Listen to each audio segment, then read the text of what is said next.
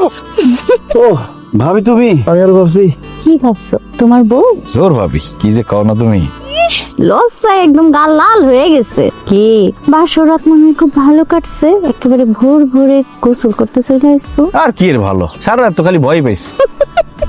তোমাকে দুইবার দেখে একই দশা। তোমার বড় ভাই জানো কিন্তু এরকম প্রথম প্রথম ভয় পাইতো, পরে সব ঠিক হয়ে গেছে। জোর ভাবি তুমি যাও তো, কি কও না কও, আমার লজ্জা করতেছে, যাও। যামু কেন? আমার দেওরা রে আজকে আমি নিজের হাত সাবান দিয়ে ডইলা ডইলা গোসল করাই দেবো। আসো।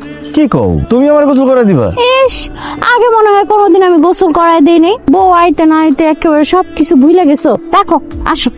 আরে দা, আমি পারতাম। আরে পারতা তো, আমি একটু দেই, তাতে সমস্যা কি? কি যে করতেছো ভাবি? আমি বউ থাকতে তুই ভাবি হইয়া আমার স্বামীর গায়ে সাবান মাখতাছস কে? তাতে সমস্যা কি? মানিক আমার দেওরা, আমার ছোট ভাইয়ের মতো, ওরে তো আমি সাবান মাখতেই পারি। সাবান মাখাতে সমস্যা নাই, সমস্যা হইতাছে তোর নজর খারাপ, তোর চোখ খারাপ, তোর উদ্দেশ্য খারাপ। পরে আজকে পানিতে জমাবো। কাজল কি করতেছো? কাজল কি করতেছো? ভাবি মারা দেবো।